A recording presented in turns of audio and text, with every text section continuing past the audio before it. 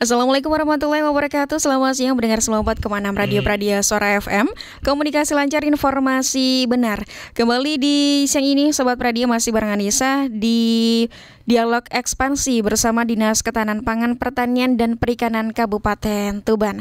Untuk hari ini di edisi 3 Juli 2023. Dan pendengar, sebenarnya setiap tanggal 2 Juli Indonesia ini memperingati Hari Kelautan Nasional. Tujuan dari peringatan ini adalah untuk meningkatkan kesadaran seluruh masyarakat agar lebih peduli dengan lautan di Indonesia.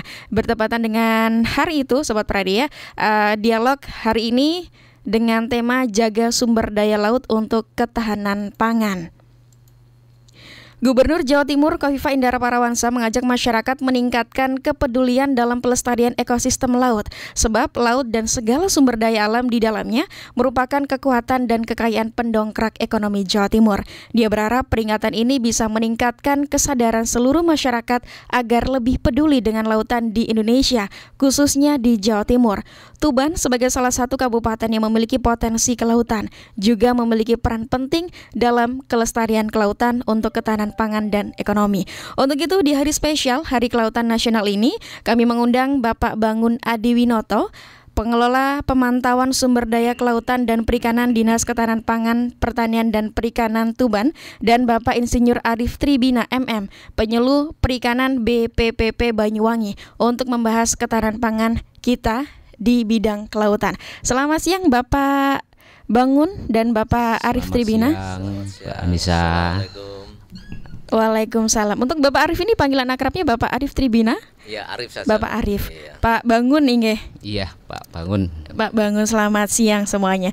Dan untuk pendengar yang ingin bergabung bisa langsung saja melalui WhatsApp Pradia di 085232446946 untuk memberikan pertanyaan mengenai tema kita untuk hari ini. Oke, untuk Pak Bangun, yang terlebih dahulu nih boleh dijelaskan di Dinas Ketahanan Pangan ini di bagian apa ini Bapak? Salam sejahtera ya untuk kita semua ya.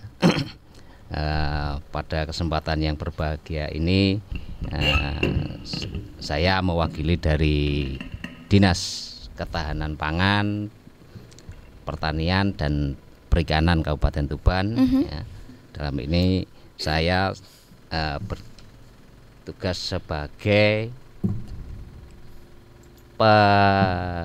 pengelola pemantauan sumber daya perikanan dan kelautan ya. Dan kemudian tepatnya di salah satu seksi Mbak Anissa ya, yaitu di seksi seksi tangkap ya. Seksi tangkap. Baik, untuk Bapak Arif Tribina sendiri. Ya. Kalau saya sebagai kepanjangan tangan dari Kementerian Kelautan Perikanan yang ditempatkan di wilayah Tuban berprofesi sebagai penyuluh Mbak Anissa. Dan tentunya tupoksi saya mengajak para aktivis dari pecinta lingkungan, masyarakat umum maupun nelayan untuk saling menjaga secara bersama-sama wilayah kelautan kita dari aspek ekologis maupun dari aspek keamanan juga itu Mbak Anissa. Baik, di Hari Kelautan Nasional tahun ini seperti apa Bapak peran dari dinas terkait dan juga yang lainnya Bapak? Terkait dengan yang kebetulan pada hari ini Mbak Anissa ya, kita merayakan hari atau memperingati Hari Kelautan Nasional ya. Tentunya kita mengucapkan dulu selamat dari kelautan ya. Nasional. Kemudian untuk terkait dengan program-program di Dinas Ketahanan Pangan ya, Pertanian dan Perikanan untuk khususnya di bidang kelautan dan perikanan. Nah, ini yang sejauh yang kita laksanakan untuk tahun tahun ini adalah kita berupaya untuk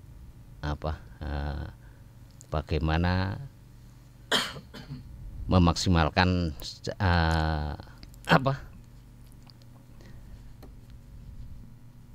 bagaimana sumber daya laut itu bisa memberi manfaat yang maksimal mungkin untuk kesejahteraan masyarakat nelayan kita, ya. Tentunya dengan melalui program-program yang setiap tahun sudah direncanakan, ya.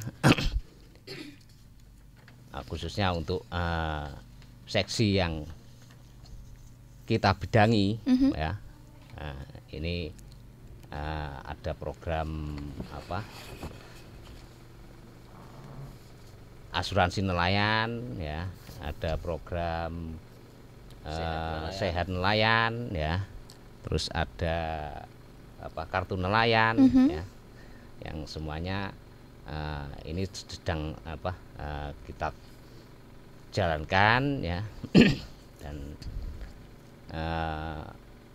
untuk program-program yang lain ini juga masih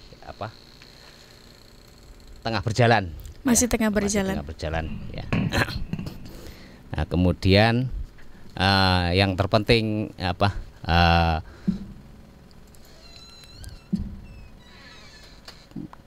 di seksi tangkap ini, ya, kita pada tahun ini itu masih berfokus untuk updating data, ya, updating data, utamanya data nelayan.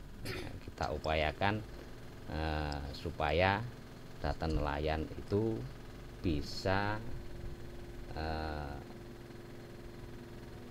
maksimal, ya, sehingga kita bisa tahu nantinya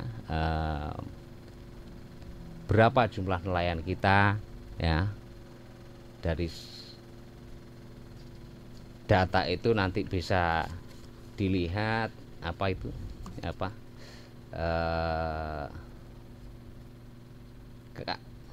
karakteristik, ya, baik, dari nelayan kita, mulai dari pendidikan, umur, usia, sehingga nanti itu bisa kita gunakan untuk selamanya dalam mengarahkan kebijakan atau program yang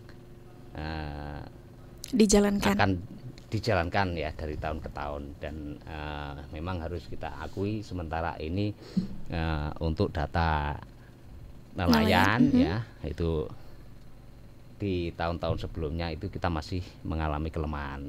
Baik. Dan kita sudah ada aplikasi yang sekarang masih terus kita upayakan untuk perbaikan terus, ya. Dan di situ nanti bisa dilihat statistik dari nelayan kita, ya, berapa jumlah kapal kita, ya, kemudian nelayan kita, pendidikan nelayan kita, usia nelayan kita yang produktif, ya, ya.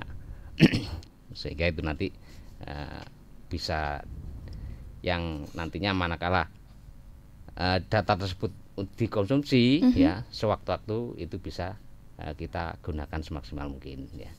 Baik, jadi ini ada aplikasinya juga, ya, Bapak Bangun? Ada. Itu namanya aplikasi Dilan yang sedang aplikasi kita, Dilan. Ya. Ini hanya diakses untuk para nelayan saja? Nantinya bisa siapapun bisa mengakses. Siapapun bisa mengakses. Siapapun bisa melihat, ya. Baik, untuk jumlah nelayan sendiri ini kan selalu ada updating data ini, Bapak, ya. Iya. Yang tadi juga dijelaskan menjadi kelemahan juga. Iya. Saat ini ada berapa nelayan yang ada di Tuban ini? Perkiraan. Untuk nelayan yang sudah masuk di data kita kurang lebih di angka 10.500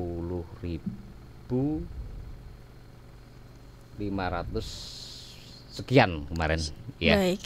Jadi tapi kemungkinan itu juga nanti masih akan bertambah, ya, karena kemarin kita waktu collecting data di lapangan itu masih banyak kita temukan mereka-mereka yang sebenarnya punya mata pencaharian nelayan tapi belum tercatat ya. Belum tercatat. Dan tentunya jika nelayan ini belum tercatat, berarti belum mendapatkan asuransi nelayan, kartu nelayan juga ini berarti otomatis, Bapak. Otomatis. Itu bagian daripada program kita atau sasaran kita, bagaimana kita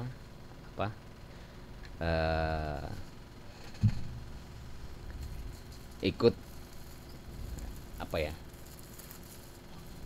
upaya untuk mensejahterakan masyarakat kita ya, melalui memberikan cover asuransi ya, untuk mendorong untuk mereka supaya ya kita tahu sendiri nelayan itu salah satu mata pencaharian yang beresiko tinggi. Baik. Kurang lebih seperti itu, baik. Mbak Anissa. Kita ke Pak Arief Tribina. Ini di Hari Kelautan Nasional ini, Bapak. Peran dari penyuluh perikanan tadi mengajak masyarakat ini. Ya. Seperti apa ini, Bapak Arief Tribina? Sedikit saya nambahi sebelum saya menjawab pertanyaan tadi saya. Ada beberapa program dari pemerintah daerah Tuban yang patut kita apresiasi. Pertama,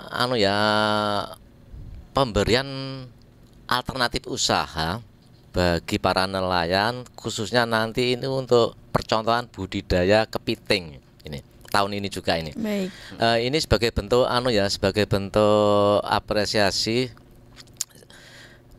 penghargaan kepada Pemda Tuban, karena apa? Dari aspek ekologis ini sebuah jawaban ya, sebuah jawaban. Sekarang laut kan masih sudah overfishing, sementara nelayan makin hari hasil tangkapannya makin menurun. Ini harus ada terobosan yang jitu dan yang cerdas. Salah satunya itu tadi ya, memberi pelatihan sekaligus usaha alternatif bagi nelayan di budidaya kepiting. Ini sementara ini baru satu kelompok ini, moga-moga tahun depan bisa menambah kelompok ini. Baik. Ini sementara di kelompok Bancar ini, Mbak. Bancar. Nelayan Bancar ya.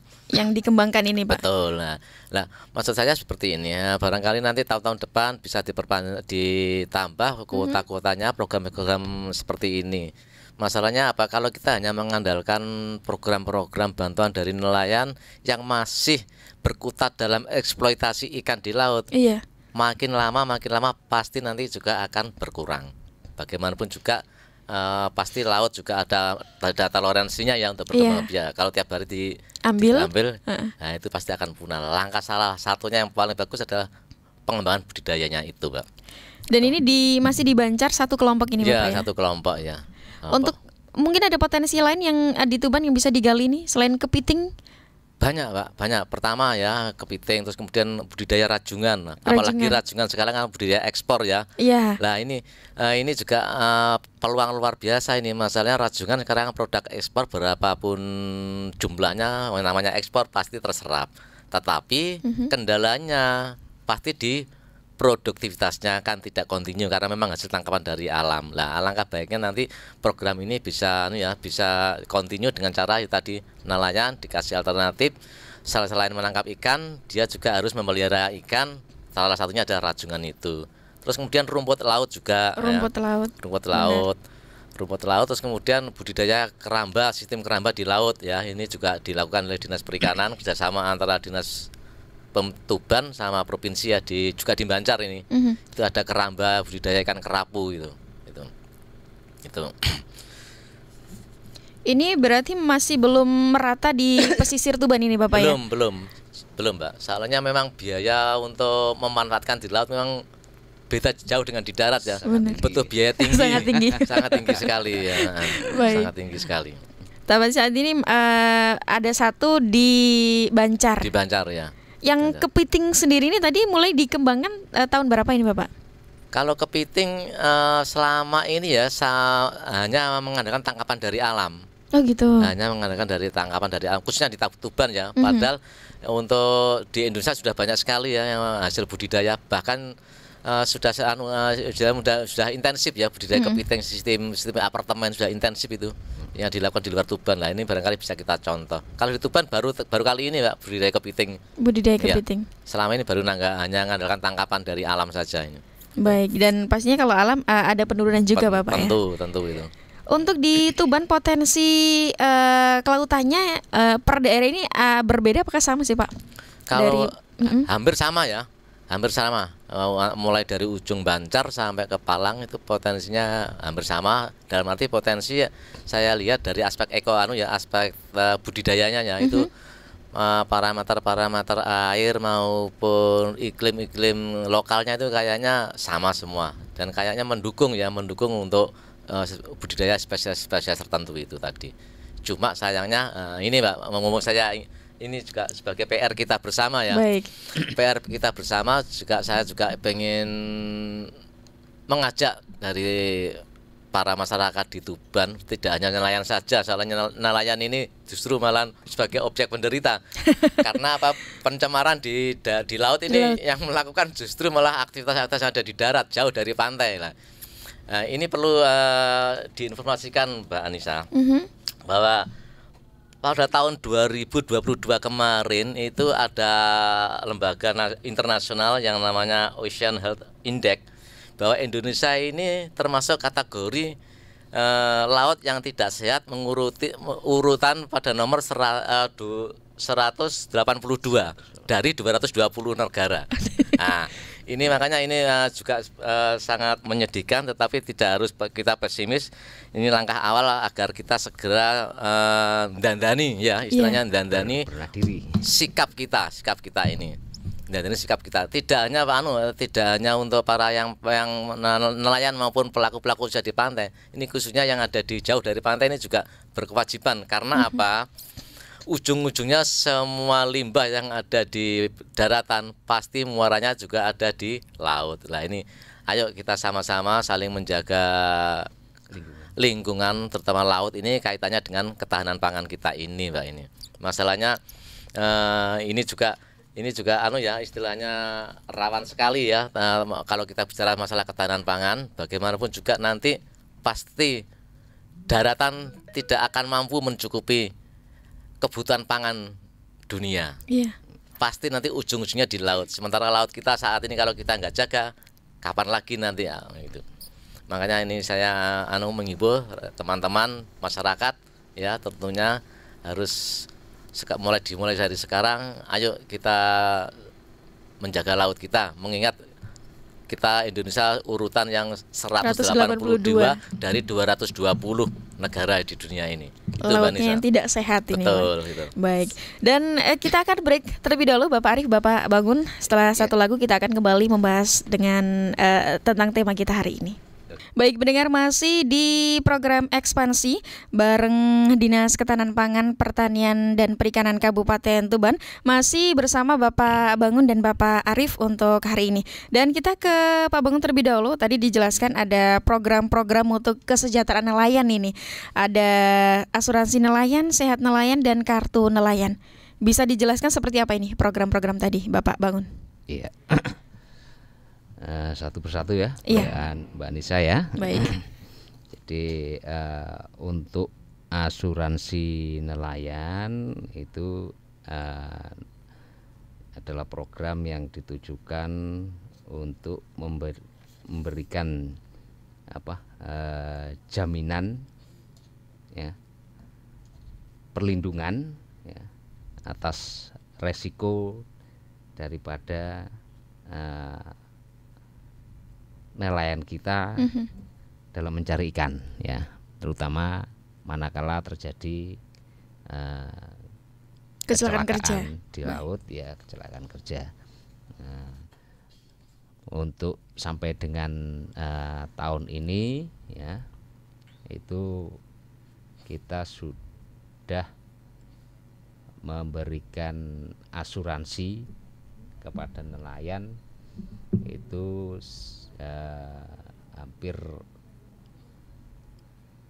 sudah hampir 50% dari jumlah nelayan kita ya. Kurang lebih di angka 4.000 sekian kalau tidak salah. Kebetulan saya tidak bawa datanya. Baik. Nah itu dari program Ida Jalan itu sifatnya kita memberikan subsidi, ya, memberikan subsidi awal melalui anggaran pemerintah daerah selama 1 tahun, ya, membantu premi, ya, selama 1 tahun. Nah, kemudian untuk berikutnya kita berupaya mendorong nelayan itu untuk bisa mandiri, ya. Dan kita juga memberikan sosialisasi terkait pentingnya perlindungan diri, ya, maupun perlindungan kerja. Ini kita juga dari dinas itu sifatnya kita hanya memfasilitasi saja. Kemudian untuk asuransi yang sudah istilahnya bekerja sama, bukan bekerja sama sih karena mereka kan untuk berikutnya kan mandiri, ya, yang sudah ikut peran aktif lah. Baik.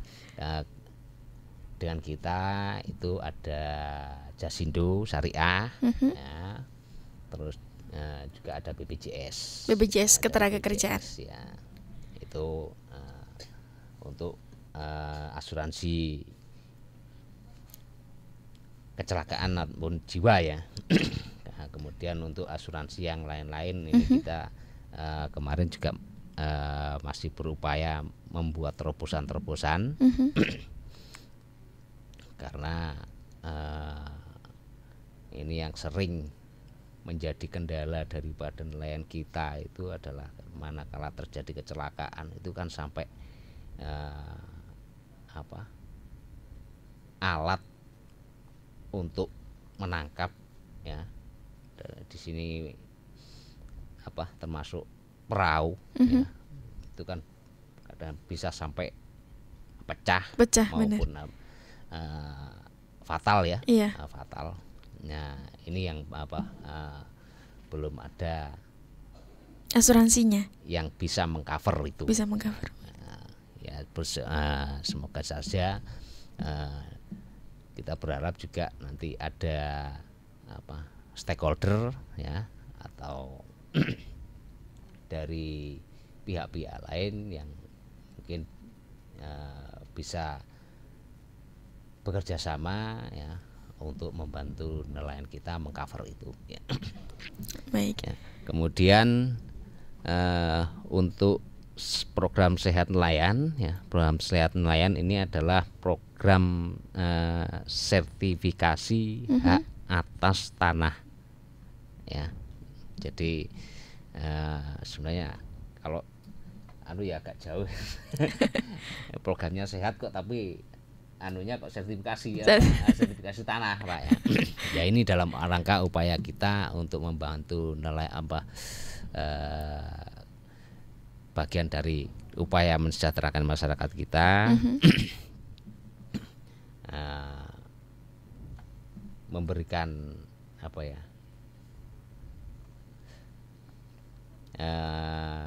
kepastian hukum, ya, atas kepemilikan aset-aset mereka, ya. Jadi program sehat nelayan ini, ya, membantu para nelayan untuk memiliki sertifikat atas kepemilikan tanah, ya, itu secara gratis, ya.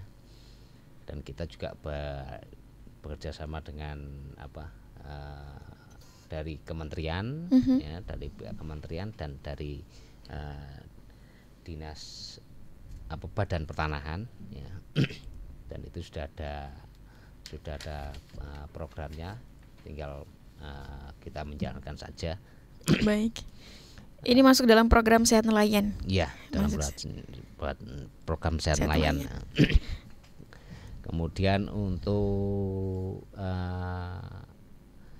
kartu nelayan, ya, kartu nelayan Ini dalam upaya kita memberikan juga salah satu memberikan kepastian legal forming, ya, pengesahan sebagai bukti pengesahan bahwa mereka itu secara sah dinyatakan sebagai masyarakat yang bermata pencaharian nelayan, baik itu penuh maupun nelayan sambilan, ya, atau tambahan. Nah, itu nanti dari kartu nelayan itu nanti akan diimplementasikan untuk ke program-program lainnya, sehingga kita bisa mengurangi ini, Mbak. Biasanya itu manakala ada program atau kebijakan baik dari pemerintah daerah maupun dari pemerintah pusat, itu supaya tepat sasaran, ya. Karena di tahun-tahun ya kita belajar dari pengalaman yang dahulu, ya,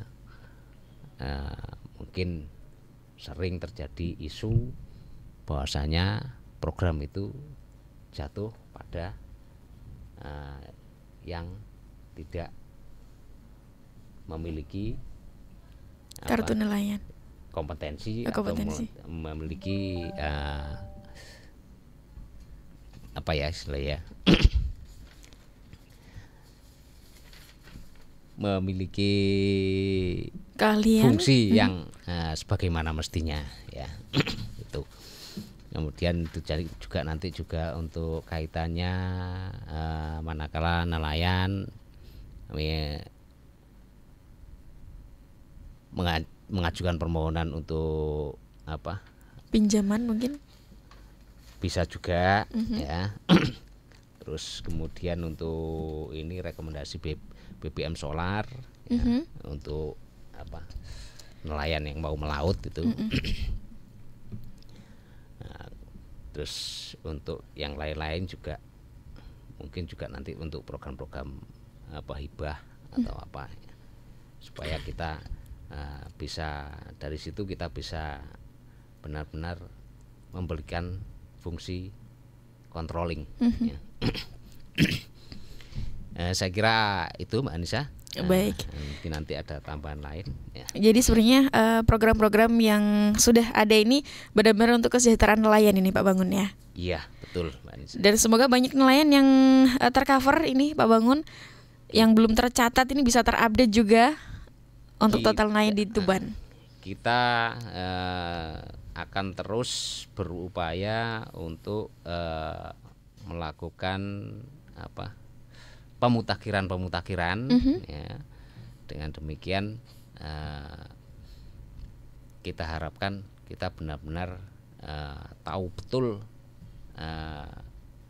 potensi kita, ya, baik itu secara sumber daya maupun secara potensi dari subjeknya. Ya.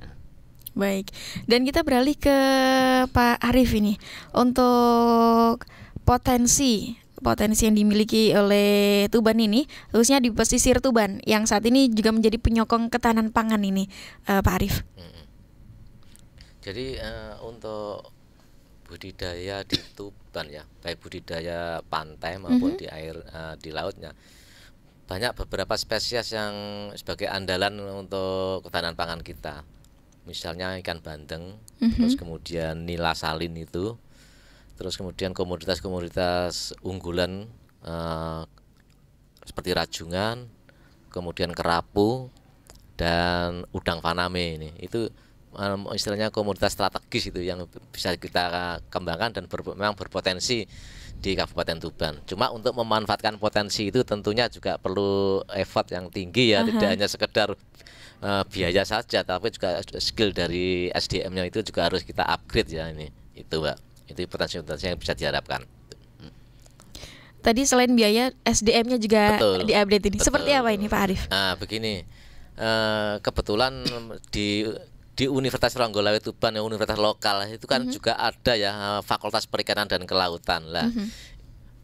Itu dari pihak masyarakat, terutama untuk para nelayan dan para pembudidaya maupun para pelaku usaha di wilayah pantai itu bisa istilahnya bisa meningkatkan skill ya. Terutama harapan kita adalah anak-anak mereka Mbak Anissa nanti kedepannya dia tetap eksis di bidang berusaha di bidang kelautan perikanan, tetapi dengan SDM yang mumpuni, artinya mampu bersaing dengan negara-negara lain dengan cara dia mengupgrade pendidikannya itu. Atau sekarang kan banyak sekali ya program-program dari pemerintah, beasiswa baik untuk masyarakat, terutama untuk masyarakat nelayan ada Mbak. Ada ini Mbak. Ada itu jadi ada beasiswa khusus untuk para pelaku usaha, entah dari nelayan, dari petambak, dari budidaya, dari pengolah. Itu ada yang diakomodir oleh Kementerian kita Kelautan Perikanan itu di Sidoarjo sana Mbak. Istilahnya Sekolah Tinggi Ilmu Perikanan Sidoarjo. Itu D4 ya. Itu ini ada porsi untuk tahun ini 60% dikhususkan untuk pelaku usaha di sektor kelautan perikanan. Luar biasa. Gratis itu Mbak itu. Gratis itu. Nah, 40%-nya baru umum itu. Artinya itu istilahnya bukti keseriusan kita untuk meningkatkan SDM di sektor kelautan perikanan itu. Itu Mbak Anissa. Baik, untuk produksi ikan sendiri, untuk produksi ikan nasional bisa mendukung ketahanan pangan Indonesia di tengah ancaman krisis pangan ini, berapa persen kontribusi Tuban? Atau bagaimana kontribusi Tuban? Kalau saya terus terang untuk data angka-angka real saya nggak tahu Mbak, nggak tahu.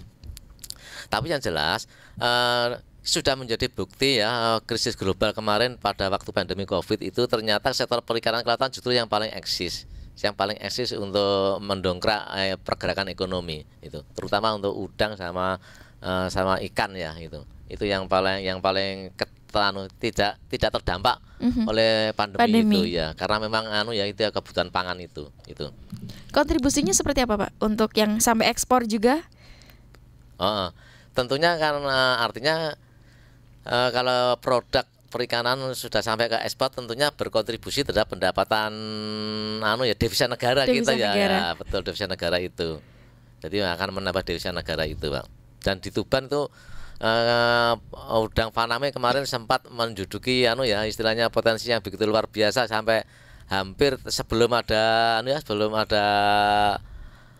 pandemi kemarin sampai hampir 3.000 ton Mbak, 3.000 ton dari Tuban itu. Kemudian ada pandemi turun kurang lebih 2.700-an ton itu. Berarti hanya 300 saja Pak turunnya ya, saat pandemi. Betul. Itu pun karena menurut isu sih karena istilah daya beli mereka berkurang itu menurun. Berkurang itu. Baik, tadi dijelaskan juga untuk budidaya tidak hanya biaya saja tapi SDM yang harus mumpuni. Untuk ketertarikan mungkin anak-anak para nelayan untuk menggeluti bidang ini seperti apa Pak? Kemarin yang menarik itu malah dilakukan oleh dari Dinas Perikanan Tuban ya. Itu ada semacam event festival duta nelayan ya, duta perikanan ya, duta ikan ya. Itu ada duta ikan lah istilahnya, duta ikan lah. Itulah istilahnya untuk menarik event-event bahwa perikanan itu bukan suatu bisnis yang kumuh ya. Rata kesannya kan masih kumuh, tapi dibalik kekumuhan itu justru disitulah ada rupiah yang begitu menggiurkan dibanding dengan usaha yang lainnya gitu loh. Itu Mbak. Agak lumayan berarti ini Mbak. Betul. Baik, dan ini sudah ada yang bergabung di WhatsApp Pradia, Bapak Arif dan juga Bapak Bangun. Selamat siang Bapak, saya Ara di Tuban sedang menyimak tentang dialog yang dihadirkan oleh Pradia Suara. Berbicara tentang limbah yang mencemari laut ini Pak. Limbah terbesar yang ada itu apa ya Pak? Dan langkah nyata apa yang bisa dilakukan sebagai masyarakat Tuban untuk mengurangi limbah tersebut? Terima kasih dan semangat terus Pak menjaga dan mendampingi laut dan nelayan Tuban. Merinding ini ya kata-kata terakhirnya. Kalau berbicara limbah tentunya yang paling menjadi problem kita adalah limbah plastik. Limbah plastik. Ini saya tidak omong kosong. Saya punya datanya. Tahun 2018 2018 kita menduduki ranking kedua. Dari Ranking kedua dari penghasil sampah plastik yang dibuang ke laut. Oh, maaf, dari 2019 ya. 2019 bahwa ada 3,21 juta metrik ton per tahun dibuang ke laut plastik ini. Nah, artinya itulah problem kita bersama, bahwa di sisi lain laut sebagai andalan kita untuk menyangga ketahanan pangan, namun ironisnya laut sebagai ajang pembuangan limbah yang murah meriah ini. Jadi TPA. Ya, plastik ya. Nah, sekarang solusinya bagaimana? Begini, maaf tadi siapa yang bertanya? Ara ya. Iya. Begini Ara, Mbak Ara ya. Ayo kita mulai berreformasi terhadap diri kita sendiri. Alhamdulillah kalau saya sudah melakukan, meskipun baru mungkin 60%. Pola perilaku kita dalam hal menggunakan plastik. Kita kurangi sampah plastik. Salah satunya misalnya seperti ini. Kalau kita belanja ke pasar, belanja ke supermarket, jangan mau kalau dikasih bungkus plastik. Iya. Kita bawa plastik sendiri. Kantong sendiri. Betul. Justru kemarin ada juga moga-moga nanti di Tuban ada yang memprovokasi yang memprakarsai. Di kantor mestinya kita tidak boleh membawa atau membeli minuman kemasan. Kita harus bawa kemasan sendiri ya, dari beling itu ya, dari botol itu. Terus kita beli air dari rumah itu. Itu, Pak. Itu yang pertama. Masalahnya apa? Dari hasil penelitian, alam untuk menetralisir dan mendegradasi plastik butuh 70 tahun. Plastik itu, Mbak, untuk mengurai. Artinya 70 tahun itu bukan waktu yang yang pendek ya. Padahal kita setiap hari pasti mengeluarkan sampah plastik setiap hari. Nah, langkah kita mestinya dimulai dari kita sendiri lah. Langkah kecil tapi sangat luar biasa. Kita kurangi penggunaan sampah-sampah plastik itu tadi. Karena apa? Ada pepatah, untuk menyelamatkan bumi tidak harus menjadi Superman ya. Iya. Cukup dengan upaya sedikit saja. Ya tadi, belanja jangan mau kalau dikasih plastik. Kalau memang terpaksa pakai plastik, jangan dibuang, dibungkus yang rapi, disimpan di rumah. Kalau sudah banyak bisa ditukarkan misalnya dengan bakul-bakul itu ya.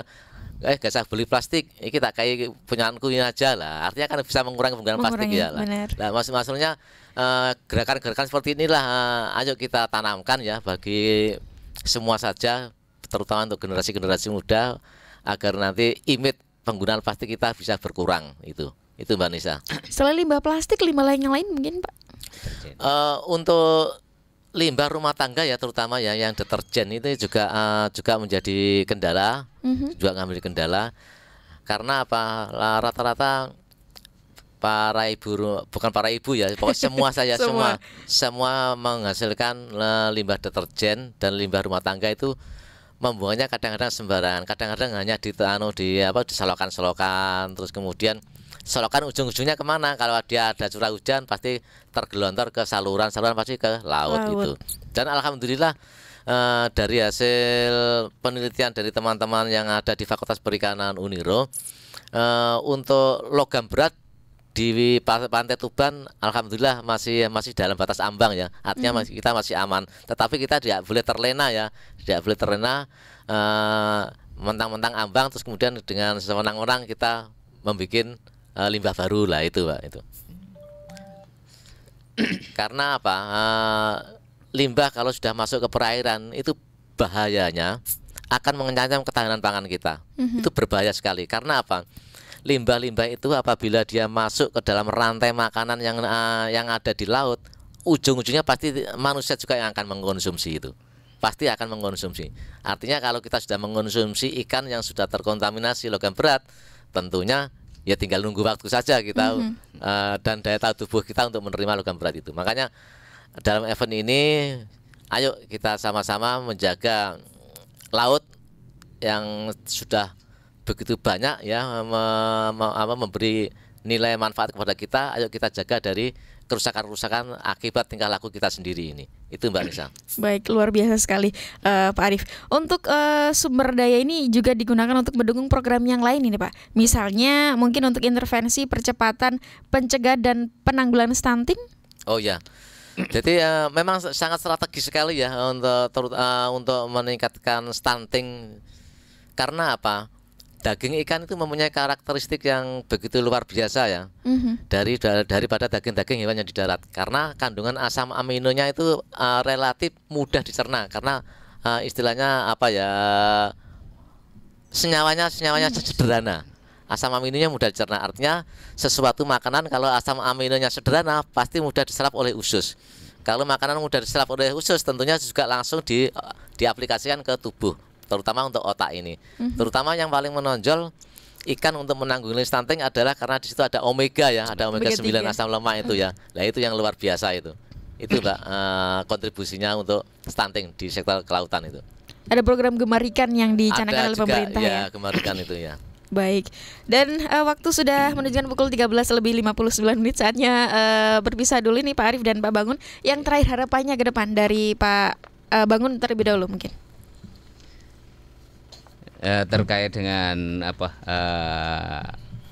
hari ini kita merayakan atau memperingati Hari Kelautan Nasional. Nah, ini mungkin ada pesan-pesan ya dari kita tentang